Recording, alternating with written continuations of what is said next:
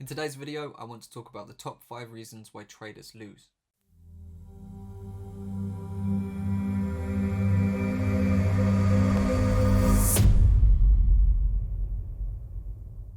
In the description of this video, there are 5 codes to get 20% off the Trading Academy. If you want that, be quick because they'll go quite fast. Hello and welcome back to the channel. Today I wanted to try something a little bit different to the normal on-chart work and talk a bit about psychology and the top 5 reasons why I think traders fail to win. Now, having actually taught a lot of traders how to trade and taken people from the point of no consistency to the point of funding, with over $2.5 million in funding achieved in the past few months alone, I've seen a lot of losing traders, and I've seen a lot of habits that make these traders lose. Having taught so many people, I've seen a lot of the reasons why these traders are losing in the first place are very similar to one another. So we see many traders losing for the same reason.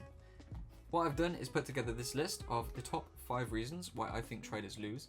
And what we're going to do here is go through these, and I'm going to break down each one, and then you can have a think about whether this is affecting you, and if so, I'll give you some tips on how to actually overcome these different reasons.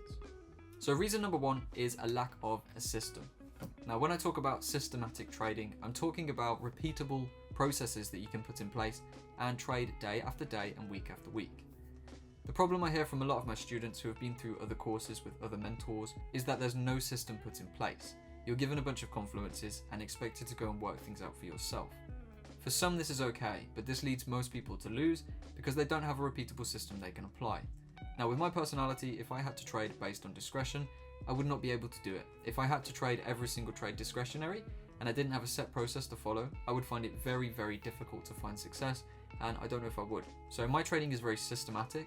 That means I can log onto the charts within my trading session, and I can apply the same process every single day, and it's either going to give me a trade or it's not going to give me a trade. If it gives me a trade, my process also tells me how to manage the trade and how to exit the trade, whether it's a win, whether it's a loss.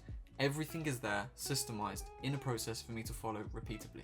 Now, the reason I think that so many traders struggle to win when they're not trading systematically is simply because they don't really know what to do each day when they come to the charts. You end up fishing for setups because all your setups are different. You never take a setup that's the same twice. You are simply trying to find a bunch of confluences and make them work in the markets. There's not too much logic behind things, and you can get caught up taking a lot of bad trades. So I highly recommend systemizing your trading, getting everything you've learned and putting that into a system you can apply day after day and week after week in order to execute, manage and exit your trades consistently over and over again without the need for too much discretion and without the need for too much outside thinking. The second reason that I think a lot of traders lose is a lack of patience. This one I'm sure you've all heard, and I'm sure you've all suffered from it as well. Patience is going to affect you in many different negative ways in trading if you have a lack of it. So patience can come down to something as simple as you don't have the patience to hold a trade out as far as you need to in order to achieve good risk reward. Patience can also apply to the larger picture. Maybe you're lacking patience when you're taking a funding challenge and it's leading you to lose because you're trying to get everything done straight away rather than allowing the process to play out and just trading as normal. You absolutely need patience if you want to trade successfully for multiple reasons. You need that micro patience to hold out your trades and to make sure you're not hesitating and getting out of trades too fast. And you also need the macro picture patience in terms of your larger journey. Trading is going to take you a while to master. It's very, very difficult, especially this mindset side of things. And especially if you're going for a funding challenge, you need to be prepared to trade as usual. Just because you have a 30-day limit to pass the phase 1 does not mean you have to get it done right now. You can just trade as usual and you are going to pass if you just apply your systems over and over again. So a lack of patience leads to the downfall of a lot of traders because they're trying to do everything right now. So I suggest exercising some patience in the larger picture and in the smaller picture as well. If you need more confidence in order to be patient in your trades, you need to go and backtest, you need to go and journal, which we're going to talk about in a bit. And that's going to show you that your system does work, and it will give you the confidence you need to be patient when you're entering and exiting trades. Patience will help you to progress in the larger journey, whether that's getting a funding challenge done or actually just building your own capital over time without over leveraging, without racing to make big money right now. Be patient. Let the system play out, let the process play out, and if you do that, overall you're going to have much better results and probably will achieve success faster than if you're trying to rush everything and blowing it all up in the process. Reason number 3 is a lack of discipline. Now, this is a big one. This gets a lot of traders. Discipline comes in many different forms, just like patience, but the biggest one in discipline is breaking your system, breaking your trading plan, breaking your rules. If you break your rules, you can give back months of progress in a single day. A slip of discipline can lead you to over risk it can also lead you to take many bad trades. If you're not disciplined, you're not going to be able to apply your system successfully, because you'll have those lapses of judgment and those lapses of discipline where you start doing crazy stuff and end up blowing up a lot of your profits. Lack of discipline can be a real career killer because it stops you getting to your milestones and it stops you hitting your goals. If you have a lack of discipline and you go into a funding challenge, for example, and you're trying to get that funding challenge done, a lack of discipline could mean you make 5%, you make 7%, but then you blow it all and you end up losing the challenge because you think, I need to get this done now, I'm going to go crazy, I'm going to over-risk. So having a lack of discipline is going to hurt you a lot.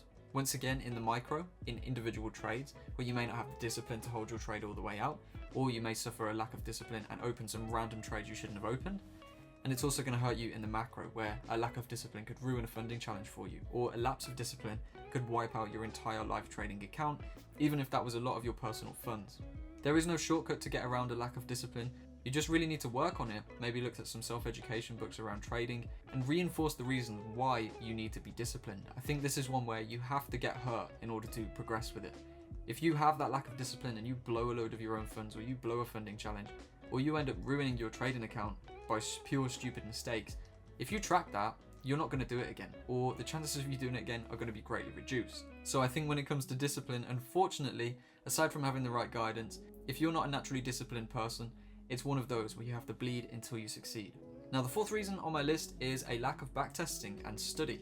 So as I said, I've taught a lot of students. I've done one-to-one coaching calls with many people, and I hate to say, not a single person has said yes when I've asked them, do you backtest, on their first sessions. As we get further into sessions, people are backtesting, and this is where people build their solid results. I think this is one of the big keys to successful trading and to actually reaching those goals that you want to reach in terms of getting funding, growing your personal capital, and achieving consistent profits. Without backtesting, you can't see what your system is capable of. And what this does is lead to a lack of confidence, and it also doesn't help you to build a system because you don't really have a system tested that you'll have confidence in to apply time and time again. Now, the thing is with systematic trading, as I spoke about at the start, you are going to have phases where you may not have any trades for a week. You may only lose 2 trades for 2 weeks, for example, take no wins, and that can be very stressful if you don't have the data behind you. But if you've done some backtesting, if you've done some simulated trading, and you've tracked your live performance as well, you're going to have more confidence in your system and you'll be able to hold that out. So this really ties together all the aspects we've spoken about so far.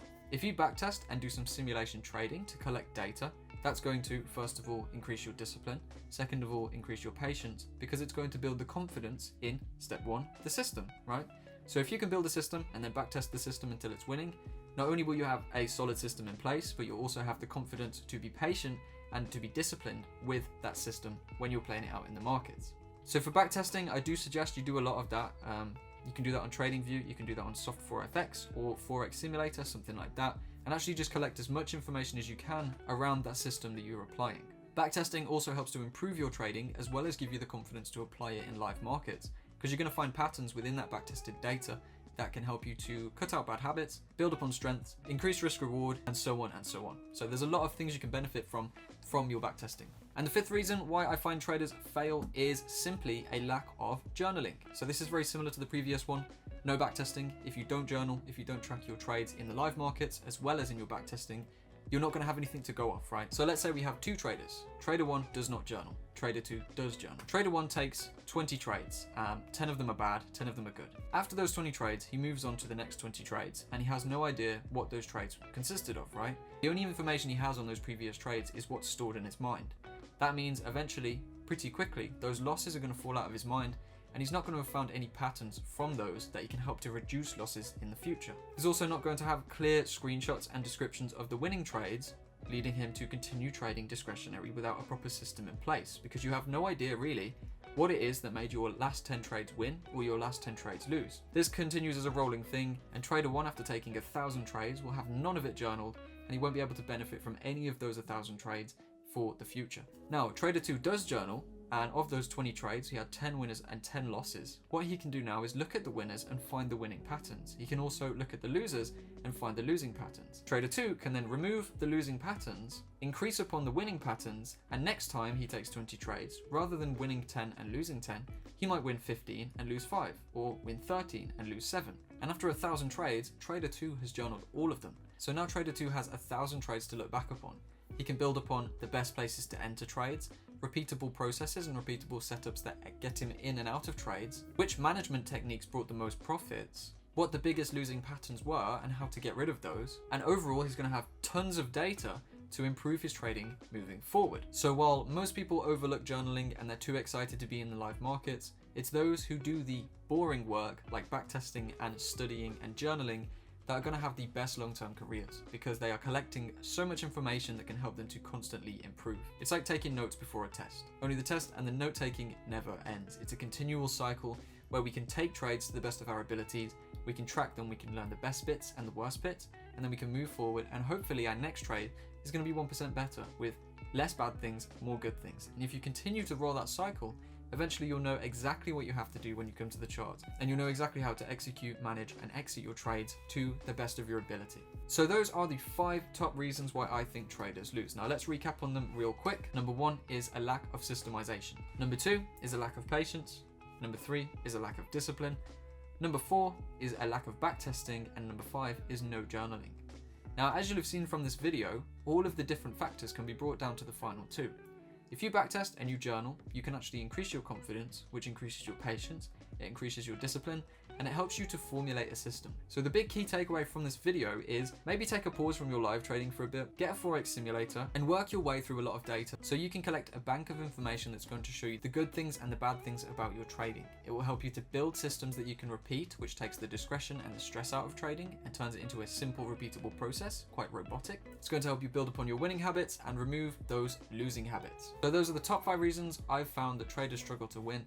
And hopefully with this information going forward and this little push in the right direction, you'll be able to build upon your winning habits and cut out these 5 losing habits and hopefully propel you to consistent profitability. If you've enjoyed this video, please do drop a like and subscribe. I will be making more like this as long as you all enjoy them. I think I've got a lot of knowledge that I can give you on many different topics. There's a lot more to trading than just chart work, so I want to start digging deeper into that and sharing some of my knowledge with you guys. So thank you for watching, thank you for listening, I really appreciate it. Hope you've enjoyed it, and I'll see you in the next video.